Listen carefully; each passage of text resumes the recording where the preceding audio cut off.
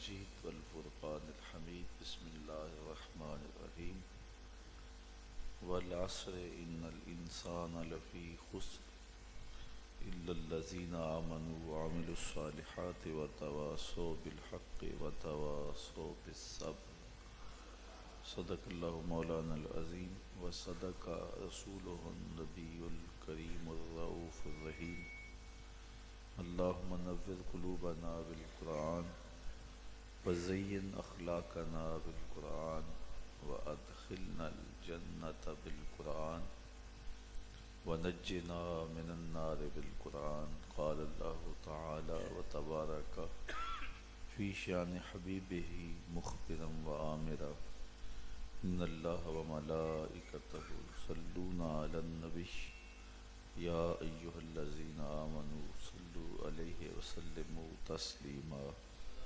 الصلاة والسلام عليك يا رسول الله وعلى آلك وأصحابك يا محبوب رب العالمين. الصلاة والسلام عليك يا نبي رحمة وعلى آلك وأصحابك يا رسول الملاحم. تمام حمد و ثنا تعریف و توصیف اللہ جل مجدہ الکریم کی ذات بابرکات کے لیے، رسول رحمت، شفیع معظم، نبی محتشم، اللہ کے پیارے، امت کے سہارے، رب کے محبوب، دانائے غیوب، مالک رقاب امم، فخر عرب و عجم، والی کون و مکان، سیاہ لا مکان، سید انس و جاں، سرور لالا رخاں، نیر تاباں، سرنشین مہوشاں، ماہ خوباں، شہنشاہ حسینہ، تتمہ دوراں، سر خیل زہرہ جمالاں، جلوائے صبح ازل، نور ذات لم یزل، باعث تکوین عالم، فخر آدم و بنی آدم، نیر بطحا، رازدار ما اوحا، شاہد ما طغا، صاحب علم نشرہ، معصوم آمنہ احمد مجتبیٰ، حضرت محمد مصطفیٰ صلی اللہ علیہ وآلہ وسلم کے حضور ناز میں اپنی عقیدتوں، ارادتوں اور محبتوں کا خراج پیش کرنے کے بعد، واجب الاحترام، ذوی الاحتشام، معزز و مکرم سامعین، السلام علیکم ورحمۃ اللہ وبرکاتہ۔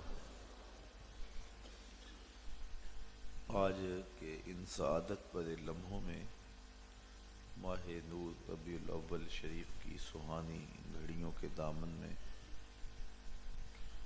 جو رحمتیں اور کرم اور نور لٹا رہی ہیں، ان حسین گھڑیوں کے جھرمٹ میں مجھے اور آپ کو یہاں حاضر ہونے کا شرف، موقع نصیب ہوا۔ یہ مسجد درود و سلام کی خوشبوؤں سے مہکتی ہے اور ذکر رسول صلی اللہ علیہ وآلہ وسلم کے انوار سے آج معطر ہونے کے لیے آپ یہاں جلوہ فراز ہیں۔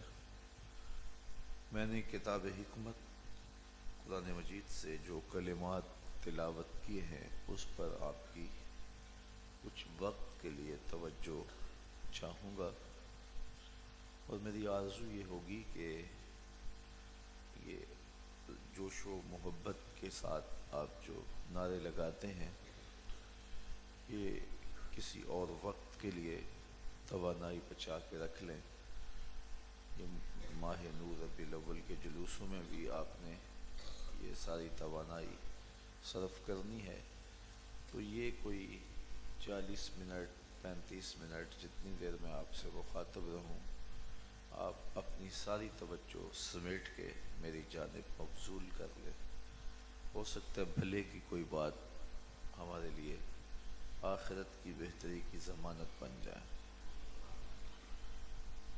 کتاب رحمت قرآن مجید میں ارشاد فرمایا گیا والعصر ان الانسان لفی خسر، قسم ہے عصر کی، بے شک انسان خسارے میں۔ انسانی خسارے کو بیان کرنے سے قبل عصر کی قسم کی گئی ہے۔ عصر سے مراد کیا ہے؟ حضرات مفسرین نے اس پر بہت کچھ لکھا۔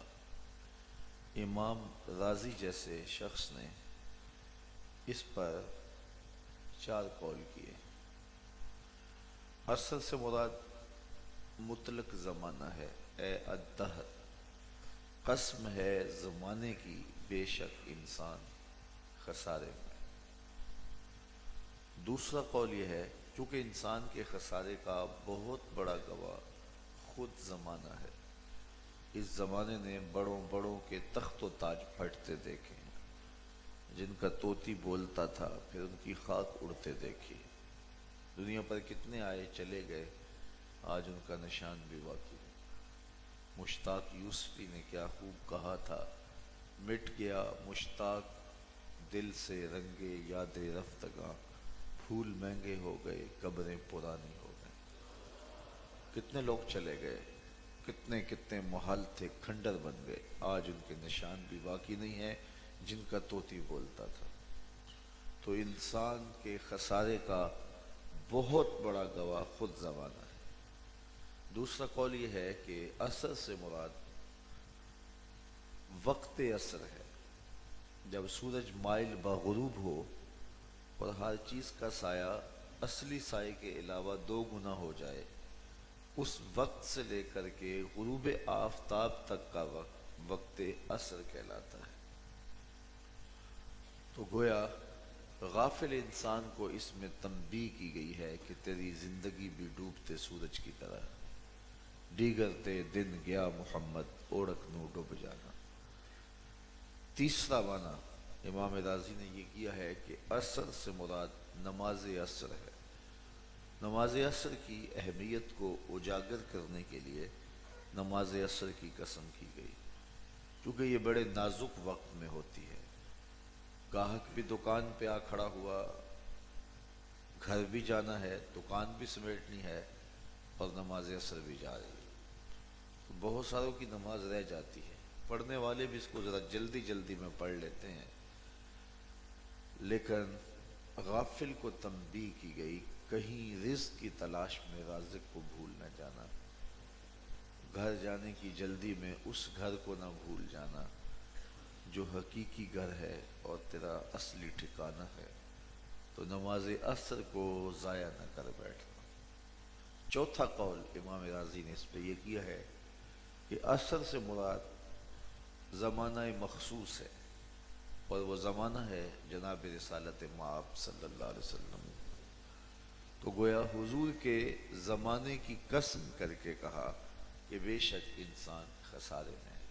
اس پر امام رازی علیہ رحمہ نے باقاعدہ دلیل دی کہ سورۃ البلد میں محبوب کے مکان کی قسم کی، لا اقسم بہذا البلد، مجھے قسم ہے اس شہر کی، چونکہ یہ سورت بالاتفاق مکی سورت ہے، تو حاضہ کا اشارہ قریب کے لیے، تو لا محالہ طور پہ اس سے مراد شہر مکہ ہی ہے۔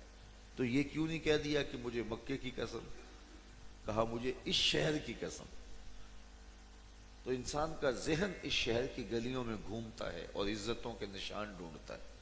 یہ شہر کی قسم کیوں کی گئی؟ یہاں کعبۃ اللہ ہے، مقام ابراہیم ہے، چاہے زمزم ہے، صفا و مروہ ہے، مزدلفہ، منا اور عرفات ہے، رکن یمانی ہے، رکن شامی ہے، رکن عراقی اور رکن اسود ہے، مستجاب ہے، مستجار ہے، باب کعبہ ہے، سقف بیت اللہ ہے، میزاب رحمت ہے، مطاف ہے، حتیم ہے، قدم قدم پہ انوار کی برکھا ہے۔ شاید اس لیے قسم کی ہو، شاید اس لیے قسم کی ہو، لیکن میرے رب نے 2 ٹوک فرمایا، محبوب عزتوں کے یہ سارے حوالے اپنی جگہ پہ، لیکن میں اس شہر کی قسم اس لیے کر رہا ہوں، وَأَنْتَ حِلٌّ بِهَذَا الْبَلَدِ، اس شہر کی گلیوں نے تیرے قدم چومے ہیں، اے انت مقیم فی ھذا البلد، آپ کی اقامت اس شہر میں ہے، اس لیے مجھے شہر کی قسم کہ آپ کے انفاس کی خوشبو سے اس شہر کی ہوائیں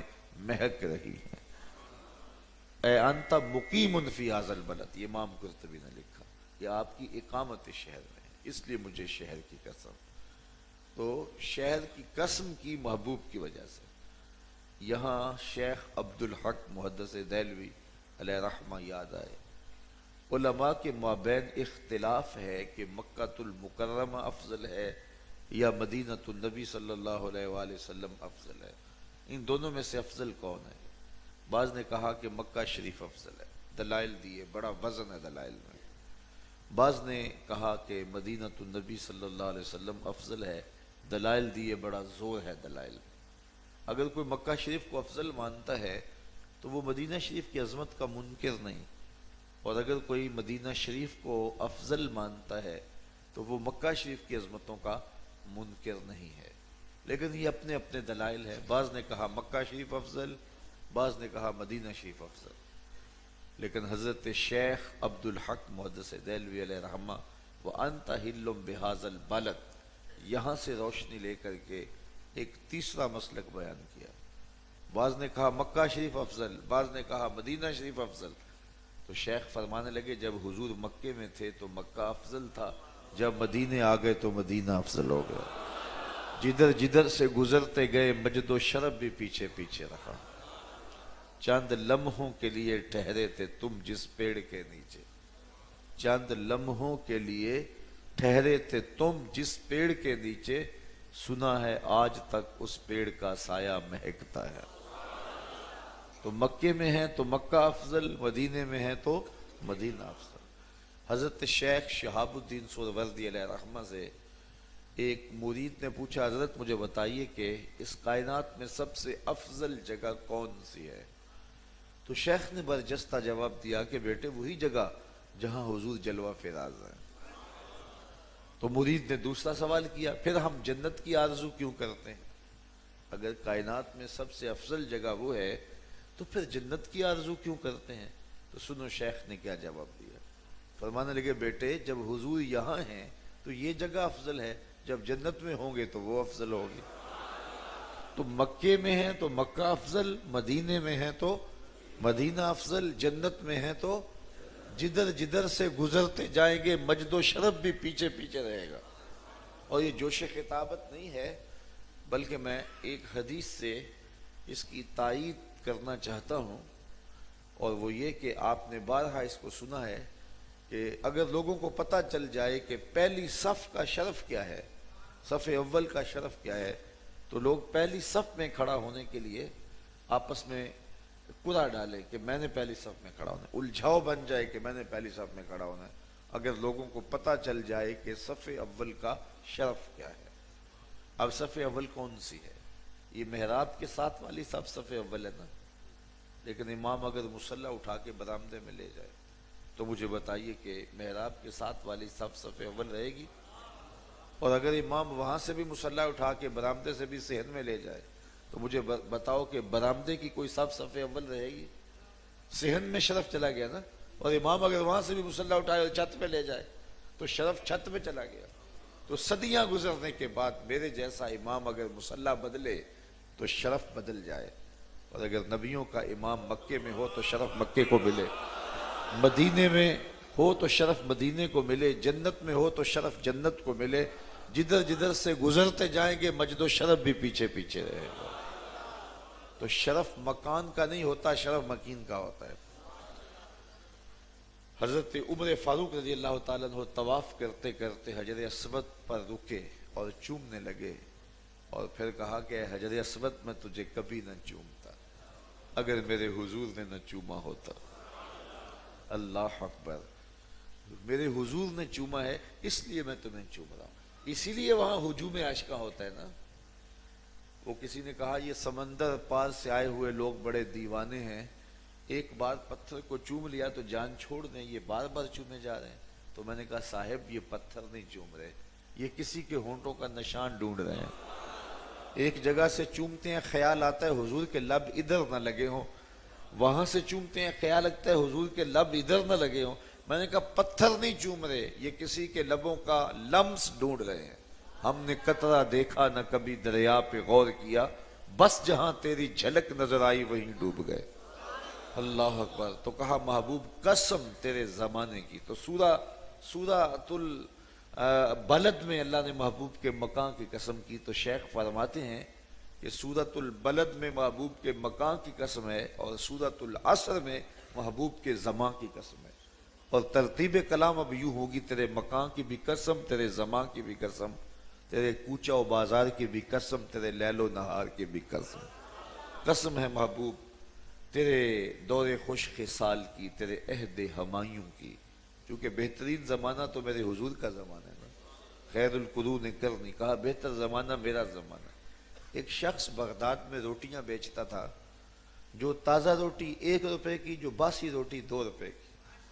کسی نے روک لیا، کہا عجیب تیرا ریٹ ہے، پوری دنیا پہ ایسا نہیں ہوتا، باسی روٹی سستی ہوتی ہے، لیکن تو باسی روٹی 1 روپے کی فرض کرو، اور جو ہے وہ 8 آنے کی، اور جو تازہ روٹی ہے وہ 1 روپے کی بیچ رہے، تو یہ بڑا عجیب سا ریٹ ہے تمہارا۔ اس نے کہا نہیں خریدتے ہو تو نہ خریدو، ریٹ میرا یہی رہے گا۔ کہا یہی رکھنا، لیکن وجہ بھی تو بتا، باسی روٹی مہنگی کیوں ہے، یہ تو سستی ہونی چاہیے۔ تو اس نے کہا سنو پھر، یہ جو باسی روٹی ہے یہ تازہ روٹی کی نسبت 1 دن حضور کے زمانے سے قریب ہے، اس قربت کی وجہ سے اس کی قیمت بڑھ گئی ہے۔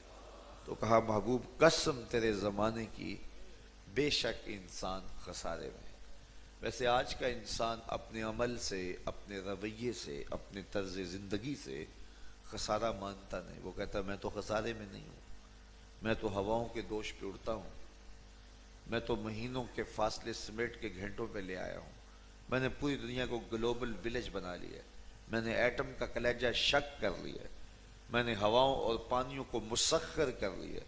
میری زندگی کے تیور دیکھو، کہاں گھاس پھونس کی جھونپڑیاں، اور کہاں عالی نصب محلات، کہاں کھانے کے لیے نان شبینہ بھی نہیں تھا، اور کہاں ٹیبل پہ اتنے کھانے ہوتے ہیں کہ انتخاب کرنا مشکل ہوتا ہے کہ کون سا کھائیں کون سا چھوڑیں، کہاں بدلنے کے لیے لباس بھی پورے میسر نہیں تھے، پیوند لگے کپڑے ہوتے تھے، اور کہاں اتنے لباس کہ موسم گزر جاتا ہے لباس بدلنے کی باری نہیں آتی۔ تو کہا میری زندگی دیکھو، یہ تارکول کی بچھی ہوئی سڑکیں، یہ لشکارے مارتی مارکیٹیں، یہ عالی نصب پلازے، یہ میری زندگی کا جمال دیکھو، تو میں تو خسارے میں نہیں ہوں۔ تو کہا قسم ہے محبوب تیرے زمانے کی، انسان خسارے میں۔ تو آج کا انسان خسارہ مانے نا، اور اللہ محبوب کے زمانے کی قسمیں کر کے کہے کہ انسان خسارے میں ہے، تو پھر خسارہ کیا ہوا؟ تو علماء فرماتے ہیں کہ خسارہ انسانیت کا ہے، حیوانیت کا نہیں ہے۔ اگر یہ ہواؤں کے دوش پہ اڑتا ہے تو یہ انسانی کمال نہیں ہے، وہ تو مکھی بھی اڑتی ہے۔ اگر یہ پانی کی تہ میں اترنے کے فن سے آشنا ہو گیا ہے تو یہ انسانی کمال نہیں ہے، وہ تو مچھلی بھی اترتی ہے۔ انسانی کمال کیا ہے؟ مروت، بھائی چارہ، ہمدردی، محبت، باہمی جو ہے وہ الفت و رافت، یہ ہے محبت، اور یہ ہے انسانیت، اور یہ تو دم توڑ رہی ہے۔ کیا بھائی بھائی کا گلا نہیں کاٹ رہا؟ کیا آج خون سفید نہیں ہو گئے؟ وہ کیا کسی نے کہا تھا کہ گھر کی آگ بجھی تو کچھ سامان بچا تھا جلنے سے، سو وہ بھی ان کے ہاتھ لگا جو آگ بجھانے آئے تھے۔ آج کا انسان دوسرے انسان کی ٹانگیں کھینچتا ہے، آج کا انسان انسانوں کا قاتل ہے، گلے چیرتا ہے، خود کش حملے کرتا ہے، آج کا انسان دہشت گرد ہے، آج کا انسان انسانوں کے اندر گھس کر کے پٹ جاتا ہے، اور پھر انسانوں کے بدن کے ٹکڑے دیواروں سے چپک جاتے ہیں، اور وہ فخر سے ذمہ داریاں قبول کرتا ہے۔ میرے محبوب کے زمانے کا انسان دیکھنا ہو، تمہیں ابو بکر عمر جیسے انسان ملیں گے، تمہیں عثمان و علی جیسے انسان ملیں گے۔ کہا قسم محبوب تیرے زمانے کی، بے شک انسان خسارے میں ہے۔ اچھا، انسان کا جو خسارہ ہے وہ ہے کیا؟ حضرت سیدنا علی المرتضیٰ رضی اللہ تعالی عنہ فرماتے ہیں، شیخ زادہ نے بیضاوی کے حاشیے میں لکھا کہ یہ جو زندگی کی طرف ہمارے اٹھتے ہوئے قدم ہیں، یہ سانس جو ہیں، یہ اٹھتے ہوئے قدم ہیں زندگی کی جانب۔ تو ہم سمجھتے ہی ہیں کہ ہم بڑے ہو رہے ہیں، لیکن ایک ایک سانس سے ہم چھوٹے ہو رہے ہیں۔ کبھی آپ اشارے پہ رکے ہوں جہاں گنتی الٹی چل رہی ہوتی ہے، 60 سے نیچے، 50 سے نیچے، 40 سے نیچے اشارہ لگا ہوتا ہے تو گنتی الٹی چل رہی ہوتی ہے۔ تو جب گنتی الٹی چل رہی ہوتی ہے تو بہت جلد کام زیرو پہ آ جاتا ہے۔ یہ سانسوں کی گنتی بھی الٹی چل رہی ہے، کسی کی 60 سے نیچے آ رہی ہے، کسی کی 70 سے نیچے آ رہی ہے، کسی کی 50 سے نیچے آ رہی ہے۔ ہم سمجھتے یہ ہیں بڑے ہو رہے ہیں، لیکن حقیقت میں ہم چھوٹے ہو رہے ہیں۔ ہم اپنے آپ کو کاٹ رہے ہیں، اس آری سے اپنے آپ کو چیر رہے ہیں۔ ایک بزرگ تھے، وہ فرماتے مجھے سمجھ نہیں آتی تھی کہ یہ جو قرآن نے کہا ان الانسان لفی خسر، بے شک انسان خسارے میں، یہ خسارہ کیسے؟ تو کہتے مجھے اس کا صحیح مفہوم سمجھ میں نہیں آتا تھا۔ ایک دن میں سمرقند کے بازار سے گزر رہا تھا اور وہاں پھٹے کے اوپر برف رکھ کے ایک شخص بیچ رہا تھا اور ساتھ آواز لگا رہا تھا۔ آج کل تو یہاں پاپڑ بیچنے والے بھی آواز لگاتے ہیں، تو وہ پھٹے پہ برف رکھ کے بیچ رہا تھا اور ساتھ آواز لگا رہا تھا۔ اس کی آواز کیا تھی؟ ارحموا ارحموا الی من یذوب راس مالہ، او گزرنے والوں میرے پہ ترس کھاؤ، میں ایک ایسا تاجر ہوں جس کا راس المال پگھلتا جا رہا ہے، میرے پہ ترس کرو، مجھ سے تھوڑا تھوڑا سودا خریدتے جاؤ، برف لیتے جاؤ۔ اگر تم نے مجھ سے برف نہ خریدی تو کل برف ہی نہیں ہوگی، میں بیچوں گا کیا؟ چونکہ مختلف سودے ہوتے ہیں نا، آپ کپڑا بیچتے ہیں فرض کرو، تو آج گاہک نہیں ملا تو ہو سکتا ہے کل 2 آنے مہنگا مل جائے، جو ہے وہ بک جائے۔ آپ پیٹرول بیچتے ہیں تو آج گاہک نہیں آیا تو ہو سکتا ہے پڑا پڑا 6 روپے اوپر چلا جائے تو کروڑوں کے فائدے میں چلے جائیں۔ لیکن برف ایک ایسا سودا ہے، کل مہنگی بھی ہوگی تو ہوگی نہیں۔ تو وہ دہائی بھی دے رہا تھا اور برف پھٹے پہ رکھ کے بیچ رہا تھا اور ساتھ کہہ رہا تھا او لوگو میرے پہ ترس کھاؤ، مجھ سے برف لیتے جاؤ، میں ایک ایسا تاجر ہوں جس کا راس المال پگھلتا جا رہا ہے۔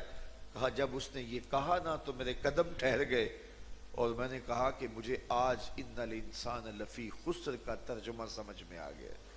جس طرح تیری برف پگھل رہی ہے میری زندگی پگھل رہی ہے، تیری برف قطرہ قطرہ پگھل رہی ہے اور میری زندگی سانس سانس پگھل رہی ہے۔ تو اب اگر اس برف کے بدلے میں تو کوئی جنس لے لیتا ہے، کوئی پیسے لے لیتا ہے، کوئی نقدی لے لیتا ہے تو پھر تجھے فائدہ ہوگا، لیکن اگر تو اس کے بدلے کچھ نہیں لیتا تو یہ تیری برف یوں ہی پگھل جائے گی۔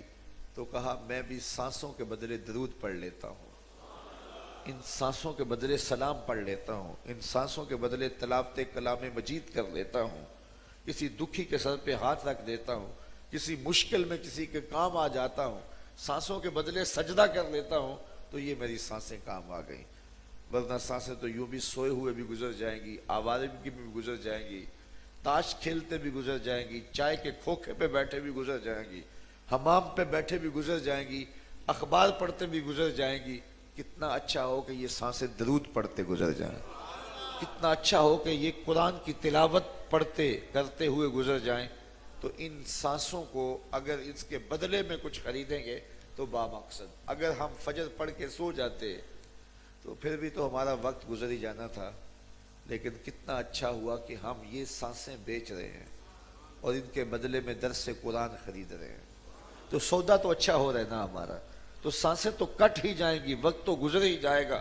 تو کہا قسم ہے محبوب تیرے زمانے کی، بے شک انسان خسارے میں ہے۔ اچھا، خسارے کا ایک اور پہلو دیکھیے،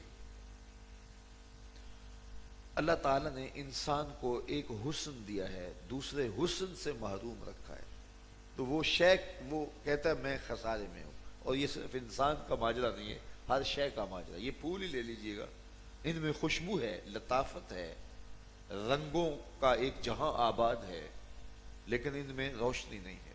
تو پھول کہیں گے ہم خوشبو تو رکھتے ہیں لیکن روشنی کا خسارہ ہے۔ چاند میں روشنی ہے، ٹھنڈک ہے، لیکن اس میں خوشبو نہیں ہے۔ تو چاند کہے گا میں خوشبو کے خسارے میں۔ بلبل سے پوچھو تو وہ کہتی ہے کہ میرے لہجے میں تو جمال ہے لیکن میرے پنجوں میں زور نہیں ہے۔ اور شیر کہتا ہے میرے پنجوں میں زور ہے لیکن میں اڑنا نہیں جانتا۔ کوئل کہتی ہے میری آواز میں جادو ہے لیکن میرا رنگ کالا ہے۔ مور کہتا ہے میرا رنگ تو بڑا سونا ہے لیکن میرے پاؤں بدصورت ہیں۔ اس طرح انسانوں میں دیکھ لیں، ایک بچے سے پوچھے، وہ کہتا ہے میرے پاس بچپنے کی معصومیت تو ہے لیکن جوانی کا زور نہیں ہے. ایک جوان سے پوچھیں وہ کہتا ہے جوانی کا باغپن تو ہے لیکن بڑھاپے کے تجربے نہیں ہیں. ایک بوڑھے سے پوچھیں وہ کہتا ہے بڑھاپے کے قطرے تو بڑھاپے کے تجربے تو قطار اندر قطار ہیں لیکن کیا کروں کہ اب بچپنے کی موج نہیں رہی. وہ اپنی خوشی سے آنا وہ اپنی خوشی سے جانا. وہ اقبال نے کہا تھا نا جنبش زنجیر در سے لطف آتا تھا مجھے. آج تو کوئی نغمے بھی سنائے تو مزہ نہیں آتا, تو بچپن میں کوئی کنڈی بھی ہلا کے چلا جاتا تو اس سے بھی لطف کشید کر لیا جاتا. اپنے جل جانے کا بھی احساس نہیں تھا, جلتے ہوئے شعلوں کو چھیڑا کرتے تھے. اب تو ایک آنسو بھی باعث رسوائی ہے, بچپن میں جی بھر کے رویا کرتے تھے. وہ کیسا زمانہ تھا, کیسا دور تھا. آج دنیا چاند پہ جانے کے لیے بے چین ہے. کیسا زمانہ تھا جب خود ہی چاند ہوا کرتے تھے. وہ کیسا دور تھا جب کاغذ کی کشتیاں اور کاغذ کے جہاز چلتے تھے ہمارے. اللہ اکبر, وہ کیا حسین زمانہ, وہ کیا لمحے. کسی نے کہا یہ دولت بھی لے لو, یہ شہرت بھی لے لو, بھلے چھین لو مجھ سے میری جوانی, مگر مجھ کو لوٹا دو بچپن کا ساون, وہ کاغذ کی کشتی وہ بارش کا پانی. وہ کیسا زمانہ تھا. تو ایک بوڑھا کہتا ہے میرے پاس بڑھاپے کے تجربے تو ہیں لیکن اب بچپنے کی موج نہیں رہی. اسی طرح ایک عالم سے پوچھیں وہ کہتا ہے علم کا باغپن تو ہے لیکن سحری کی سسکیاں نہیں ہیں. ایک شب زندہ دار سے پوچھیں وہ کہتا ہے سحری کا رونا تو ہے لیکن علم کا جمال نہیں ہے, لہٰذا میں خسارے میں ہوں.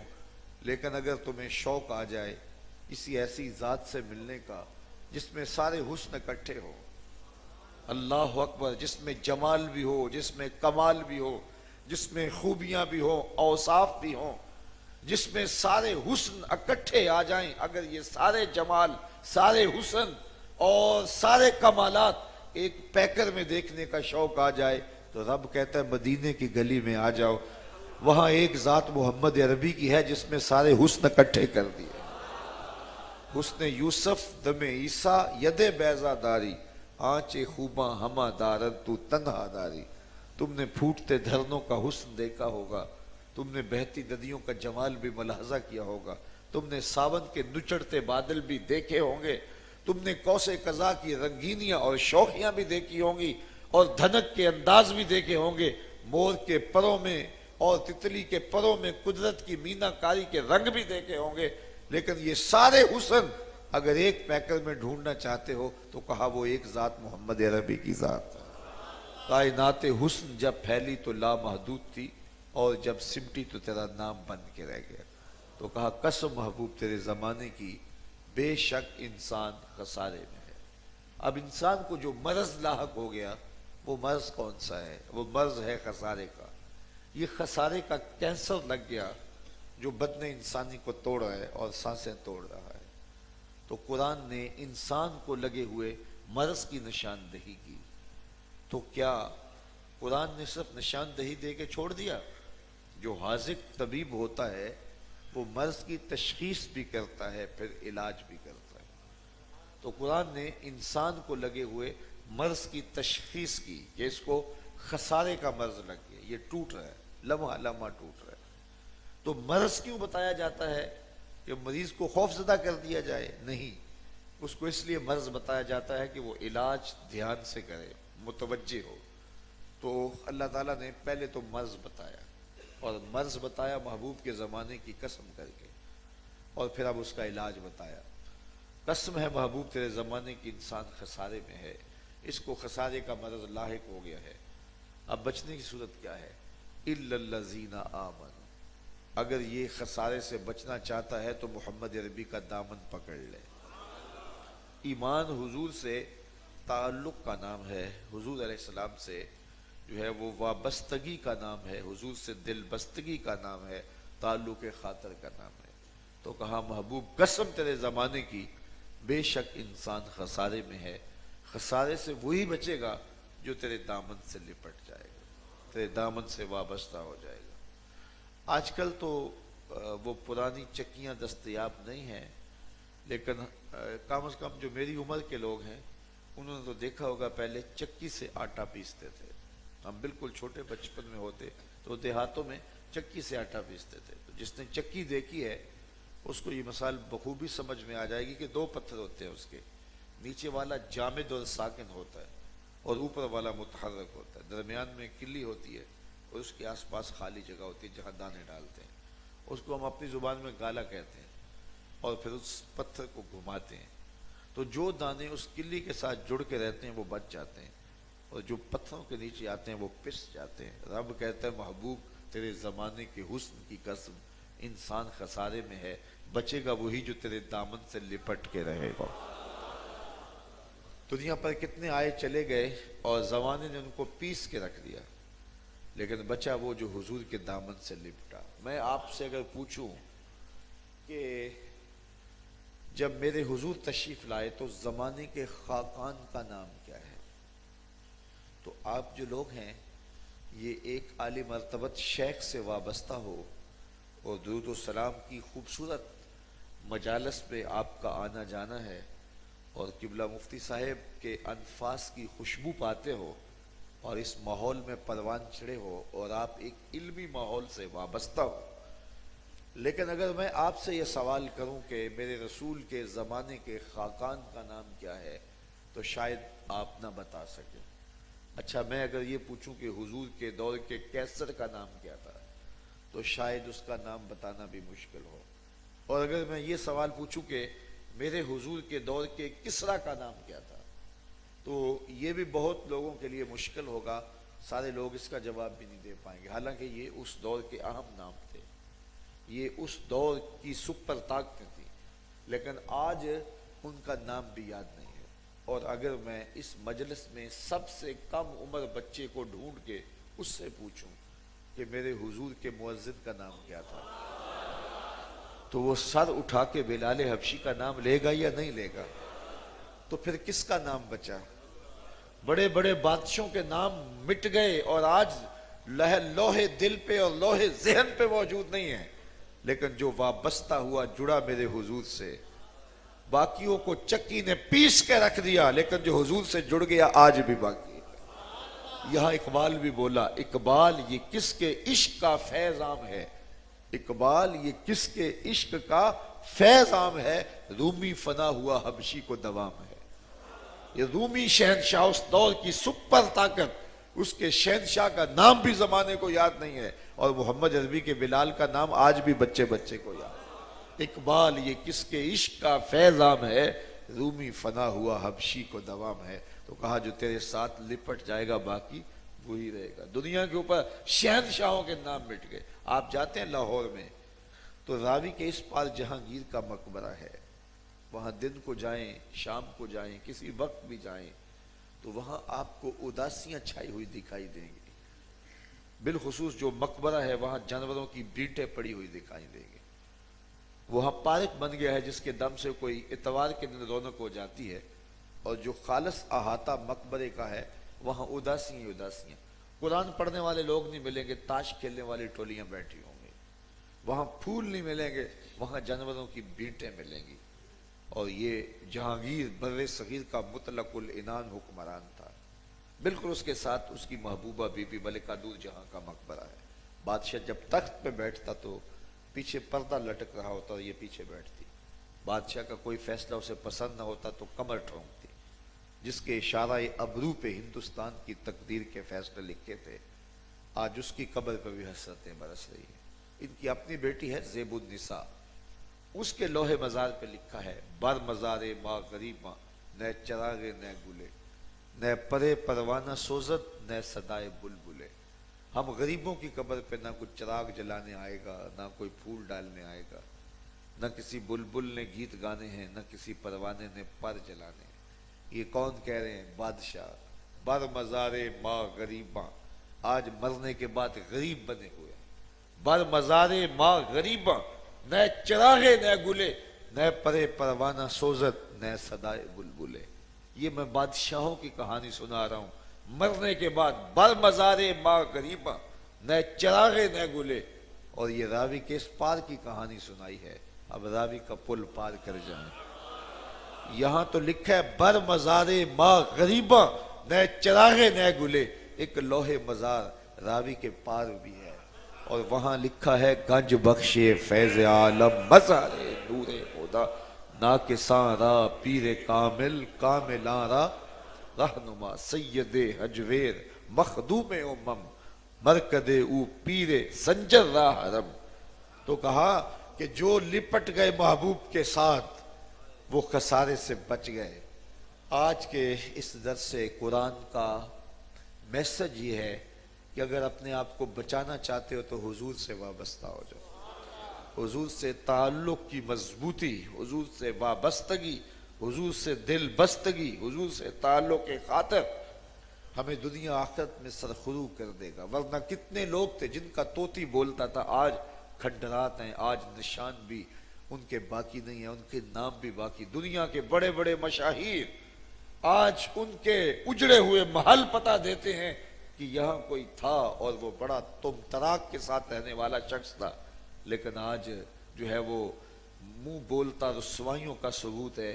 لیکن جنہوں نے حضور سے وابستگی اختیار کر لی، تعلق قائم کر لیا، صدیاں گزرنے کے بعد بھی ان کی قبر میلی نہیں ہوتی.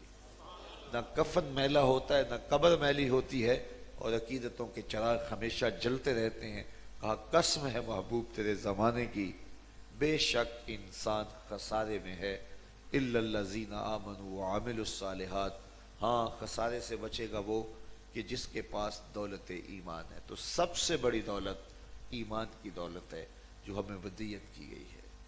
اور یہ دولت بیدار اگر نصیب ہو گئی تو دو جہاں میں سرخروئی ہے. اور اگر یہ دولت نہیں ہے تو ہفت تقلیم کے شہنشاہ بھی ہوں تو پھر پلے کچھ بھی نہیں ہے. تو یہ سرخروئی، یہ کامیابی کا راستہ ہے ایمان. دوسری بات ارشاد فرمائی وعاملوا الصالحات، اچھے اعمال، جس سے ہمارے دامن خالی ہوتے چلے جا رہے ہیں. بلکہ آج کل تو ہم عمل گریز ہو گئے اور بہانہ تراش ہو گئے. آج لوگ 10 آدمی اکٹھے بیٹھے تو بات کرتے جی آج کل دین پہ چلنا بڑا مشکل ہو گیا ہے. سارے اس بات میں سر ہلا رہے ہوتے ہیں جس طرح بڑی دور کی کوڑی لایا ہو، بڑا فلسفہ کہہ دیا، ہاں ہاں تم نے بڑی اچھی بات کی، واقعہ جی آج کل دین پہ چلنا بڑا مشکل ہو گیا. یہ کون کہتا ہے؟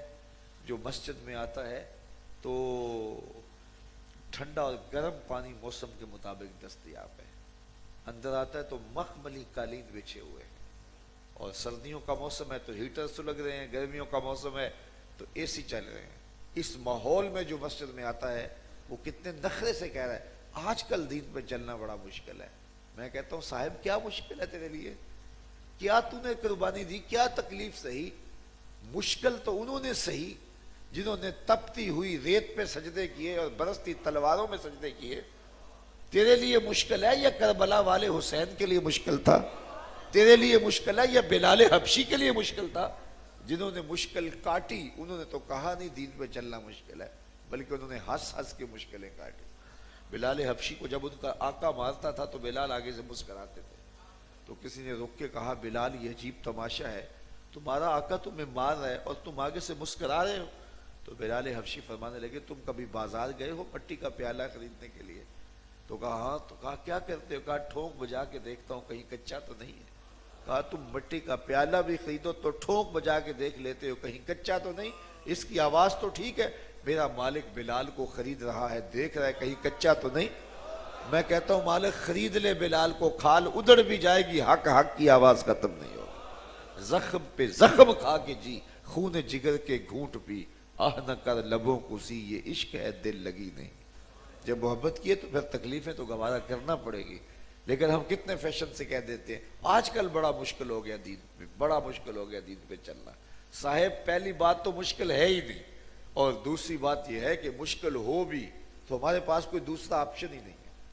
مشکل ہو تو کیا دین کو چھوڑ کے کوئی اور راستہ اختیار کر لیں گے؟ مشکل ہو بھی تو پھر بھی مشکلات کا کلیجہ چیر کے آگے بڑھیں گے اور راہ دین پہ استقامت اختیار کریں گے. تو یہ تو خسارے سے بچنے کا راستہ ہے. اور اگر ہم ان مشکلات سے گھبرا گئے تو پھر خسارہ چیر کے رکھ دے گا اور ہمارا سب کچھ برباد ہو جائے گا. تو کہا قسم ہے محبوب تیرے زمانے کی، بے شک انسان خسارے میں ہے، الا الذین آمنوا وعملوا الصالحات، مگر وہ جو جن کے پاس ایمان اور اعمال صالحہ ہے. آگے فرمایا وَتَوَاصَوْا بِالْحَقِّ وَتَوَاصَوْا بِالصَّبْرِ. تفصیل سے نہیں بس 2-4 منٹ میں اس پر بھی بات کر دیتا ہوں کہ حق اور صبر کی وصیت کرتے رہے، یعنی ایمان لائے، اعمال صالحہ کیے اور پھر حق اور صبر کی وصیت کی۔ حق سے مراد کیا ہے؟ امام قرطبی نے 3 قول کیے ہیں، اے القرآن، اے التوحید، اے الاسلام۔ حق سے مراد اسلام ہے، توحید ہے اور قرآن ہے، یعنی حق کی وصیت قرآن مجید کے ذریعے کتاب اللہ کی تلاوت معمول زندگی رکھی اور اس کتاب کو دوسروں تک پہنچایا۔ اپنی زندگی میں قرآن داخل کرو، اپنی صبح کا آغاز قرآن مجید کی تلاوت سے کرو۔ میرے حضور نے فرمایا تمہارا رب سے باتیں کرنے کو جی چاہے تو قرآن کھول کے بیٹھ جاؤ، یہ رب سے ہم کلام ہونا ہے۔ بلکہ ایک روایت میں آتا ہے یہ اللہ کی لٹکتی ہوئی رسی ہے، قرآن الحبل اللہ ہے، اللہ کی لٹکتی ہوئی رسی ہے، جس کا ایک سرا تمہارے ہاتھ میں ہے، دوسرا سرا تمہارے رب کے دست قدرت میں ہے۔ تو نشانی طاری ہو جاتا کہ یہ وہ کتاب ہے بغیر تغیر کے، بغیر تبدل کے، یہ اصلی آسمانی صحیفہ ہے جو حضور کی وساطت سے میں نصیب ہوا، سراسر ہدایت۔ تو اس سے وابستگی، اس سے تعلق دو جہاں کی بہتریوں کی ضمانت اور خسارے سے نجات کا ذریعہ ہے۔ اور آخری بات فرمائی وَتَوَاصَوْا بِالصَّبْرِ، اور صبر کے دامن کو نہیں چھوڑنا ہے۔ صبر کے 2 معروف مفہوم ہیں، ایک تو یہ ہے کہ شدائد دین پر صبر، جو دین کے راستے میں مشکلیں آئیں، تکلیفیں آئیں، اس پہ واویلا نہ مچایا جائے، کوئی بات نہیں ہے۔ راہ حق میں بڑی تکلیفیں آئی ہوں گی لیکن بلال حبشی سے زیادہ تو نہیں آئی ہیں۔ 70 نبی ایسے ہیں، امام راضی نے لکھا ہے، مکے سے لے کر طائف تک 70 نبیوں کی قبریں ہیں جن کی وفات صرف بھوک کی وجہ سے ہوئی۔ تو دنیا پہ مشکلیں آئیں تو دامن دین کا چھوڑ نہیں دیتے، بھاگ نہیں جاتے۔ تھوڑی سی سر درد بھی ہوگی تو اپنے نظریات ترک کر دیے، جاہل پیروں اور پتہ نہیں کیسے کیسے بدبخت لوگوں کے پاس جا کے جھولی پھیلانا شروع کر دیتے ہیں۔ اور میاں اللہ سے مانگو، اس کے حضور طلب کرو، مصلے بچھاؤ اور منتیں مانو اس کے حضور، اور درود و سلام پڑھو مصطفیٰ جان رحمت پہ، اور اپنی حاجتیں پیش کرو، دیکھو تمہاری مشکلیں دور ہو جاتی ہیں۔ لیکن اگر مشکل طویل بھی ہوگی تو کوئی بات نہیں ہے، مومن کو تکلیفوں کے اندر بھی اللہ تعالیٰ جل شانہ نے جزا رکھی ہوئی ہے۔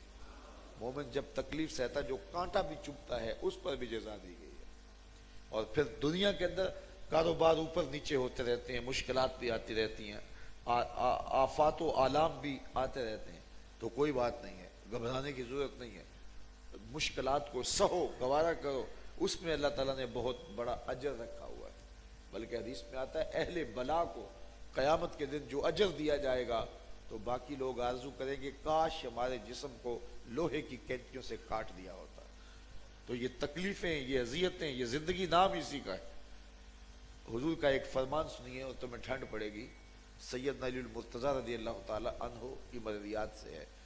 حضور نے فرمایا کہ جو اللہ کے دیے گئے تھوڑے رزق پہ راضی ہو گیا، سنو سنو حضور نے کیا فرمایا، سیدنا علی المرتضیٰ اس کے راوی ہیں، جو اللہ کے دیے گئے تھوڑے رزق پہ راضی ہو گیا، اللہ قیامت کے دن اس کے تھوڑے عملوں پہ راضی ہو جائے۔ میرے بندے تو بندہ ہو کے راضی ہے اور میں تو پھر رب ہوں۔ تمہیں تو ضرورت تھی، بچوں کے لیے دوا چاہیے تھی، تمہیں تو ضرورت تھی جو ہے وہ 3 وقت کا کھانا چاہیے تھا، تمہیں تو سردیوں کے اندر چھت چاہیے تھا، گرم کپڑے چاہیے تھے، گرمیوں کے موسم میں تجھے ضروریات زندگی چاہیے تھی، لیکن میں نے جس حال میں تجھے رکھا تو نے کہا مالک میں خوش ہوں۔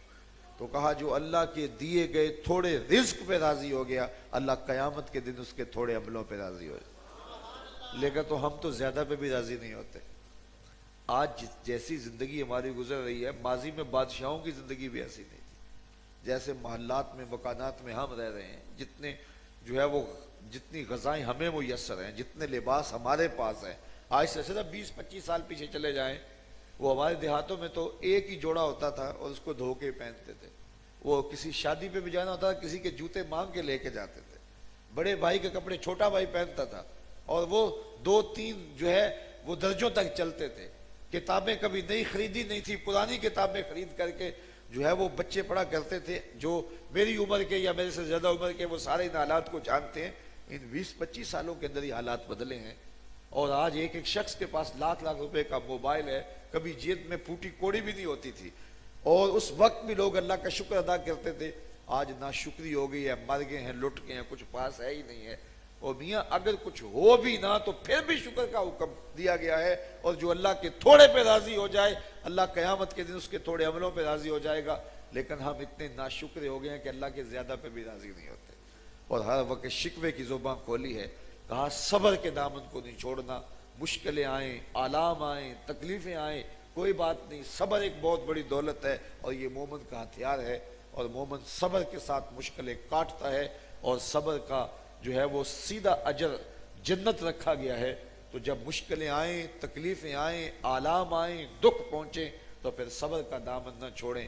اور اگر صبر کے دامن کو نہیں چھوڑیں گے، ان تکلیفوں کو رب کی جانب سے آزمائش سمجھ کے قبول کریں گے، تو پھر اس میں بھی اجر رکھا ہے. بلکہ میاں صاحب نے تو کیا خوب بات کہی، دکھ ہمیشہ تے سکھ کدائیں، دکھاں تو سکھ وارے، دکھ قبول محمد بخشا راضی رہن پیارے. وہ کہتے ہیں یہ دکھ اگر اس کی جانب سے تو کوئی بات نہیں، ہنس کے قبول کرنا چاہیے کہ اس نے ہمیں جو ہے وہ اس قابل سمجھا ہے کہ ہمیں اس آزمائش میں ڈالا ہے. تو آزمائشوں سے گزرنے کا حوصلہ سیکھنا چاہیے، اور مشکلات سے اپنے آپ کو جو ہے وہ پالا رکھیں. انسان کوئی فارمی چوزا نہیں ہے کہ تھوڑی سی تکلیف آئی اور گھبرا کے بھاگ گیا، بلکہ لقد خلقنا الانسان فی کبد، ہم نے اسے مشقتوں میں رہتے پیدا کیا ہے. حالات کی تلخیوں کا، حالات کے جبر کا مقابلہ کرے. کیا میں نے اس خاکدان سے کنارہ جہاں رزق کا نام ہے آب و دانہ، پلٹنا جھپٹنا جھپٹ کر پلٹنا لہو گرم رکھنے کا ہے ایک بہانہ. پرندوں کی دنیا کا درویش ہوں میں، یہ شاہی بناتا نہیں آشیانہ. تو کہا قسم محبوب تیرے زمانے کی، بے شک انسان خسارے میں ہے. خسارے سے وہ بچے گا جس کے پاس یہ چار چیزیں ہیں: ایمان، اعمال صالحہ، حق کی وصیت، اور صبر کے دامن کو مضبوطی سے تھامنا، اور اس کی وصیت کرنا، لوگوں کو صبر کی تلقین کرنا. یہ چار دولتیں اگر دامن میں ہوں تو پھر خسارہ پاس نہیں آ سکتا، ورنہ خسارہ توڑ کے رکھ دے گا.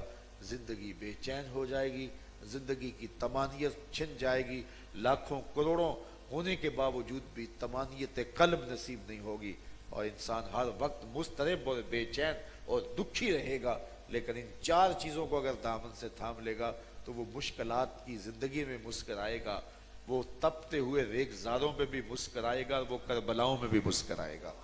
اس لیے کہ اگر یہ چار چیزیں اس کے دامن کو میسر آ گئیں، اللہ جل شانہ کی بارگاہ میں بس صمیم قلب دعا ہے کہ ہمیں ان لازوال دولتوں سے مالا مال کر دے، اور حضور سے وابستگی تعلق خاطر ہمارا مضبوط تر ہو جائے. اور مجھے آج یہاں پہنچ کر کے قلبی فرحت بھی ہوئی، اور میں قبلہ مفتی صاحب کے انفاس سے بسی ہوئی اس مسجد اور اس ماحول سے اپنے اندر ایک راحت کے آثار محسوس کر رہا ہوں. اللہ مجھے آپ کو اپنی رحمتوں سے مالا مال کرے. اقبال کے سارے کلام کا رس نچوڑیں تو خلاصہ یہ نکلتا ہے کہ محمد سے وفا تو نے تو ہم تیرے ہیں، یہ جہاں چیز ہے کیا لوح و قلم تیرے ہیں. اقبال کہتا ہے حضور سے وفا کر لو، پھر قلم بھی تمہیں دے دیں گے، تختی بھی تمہیں دے دیں گے. پھر تمہاری تقدیر کے فیصلے واشنگٹن میں نہیں ہوں گے، بلکہ خدا بندے سے خود پوچھے گا بتا تیری رضا کیا ہے. وآخر دعوانا ان الحمد للہ رب العالمین.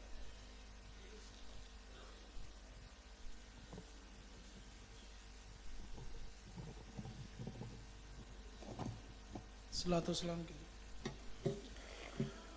مصطفیٰ جان رحمت پہ لاکھوں سلام، شمع بز میں ہے